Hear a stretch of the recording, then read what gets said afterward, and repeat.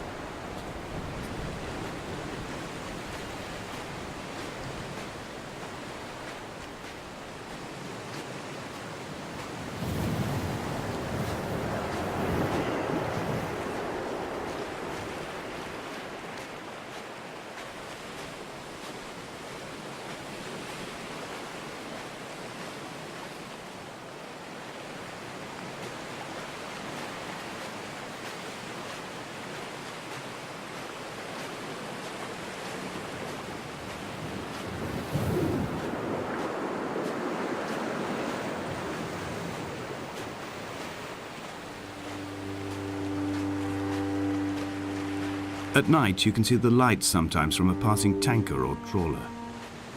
From up on the cliffs, they are mundane. But down here, they fugue into ambiguity. For instance, I cannot readily tell if they belong above or below the waves. The distinction now seems banal. Why not everything and all at once? There's nothing better to do here than indulge in contradictions whilst waiting for the fabric of life to unravel.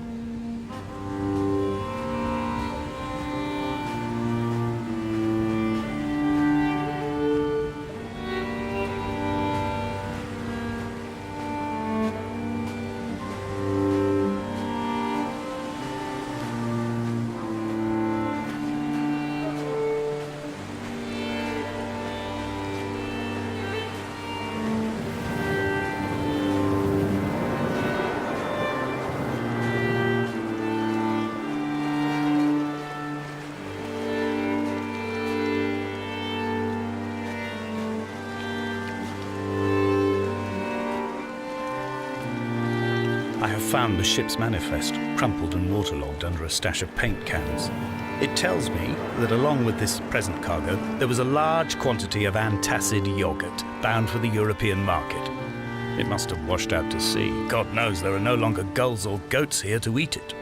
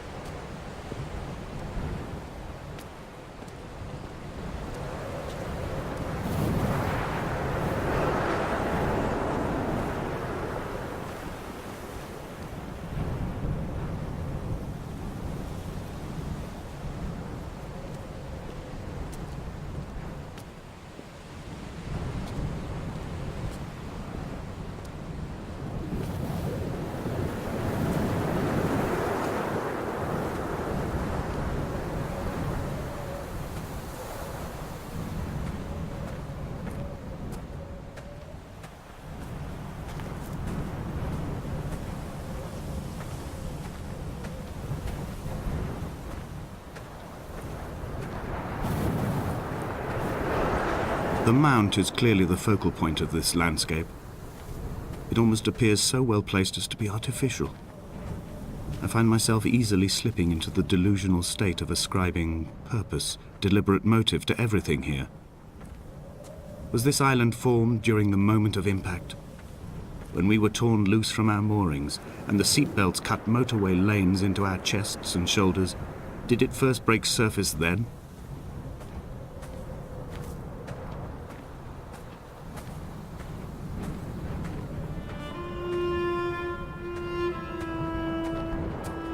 When someone had died or was dying, or was so ill they gave up what little hope they could sacrifice, they cut parallel lines into the cliff, exposing the white chalk beneath.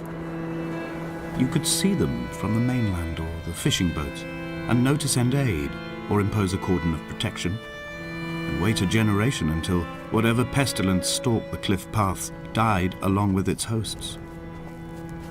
My lines are just for this: to keep any would-be rescuers at bay. The infection is not simply of the flesh.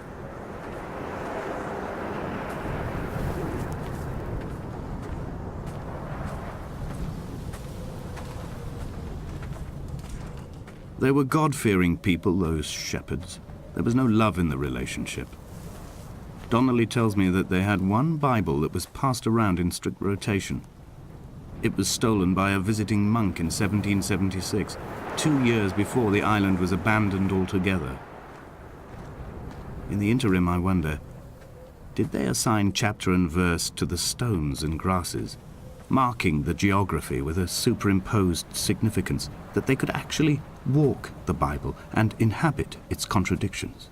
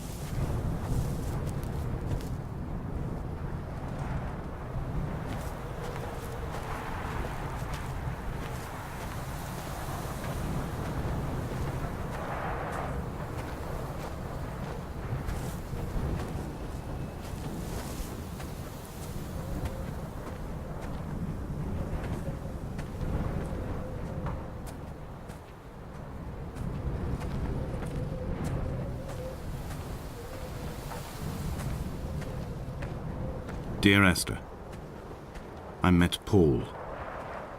I made my own little pilgrimage. My Damascus, a small semi-detached on the outskirts of Wolverhampton.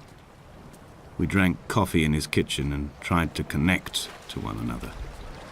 Although he knew I hadn't come in search of an apology, reason or retribution, he still spiraled in panic, thrown high and lucid by his own dented bonnet. Responsibility had made him old. Like us, he'd already passed beyond any conceivable boundary of life.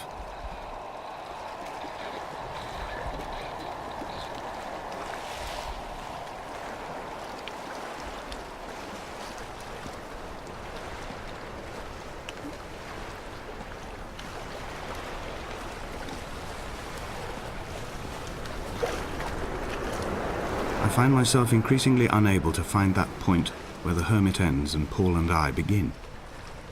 We are woven into a sodden blanket, stuffed into the bottom of a boat to stop the leak and hold back the ocean. My neck aches from staring up at the aerial. It mirrors the dull throb in my gut where I am sure I've begun to form another stone. In my dreams, it forms into a perfect representation of Lot's wife, head over her shoulder, staring along the motorway at the approaching traffic in a vacuum of fatalistic calm.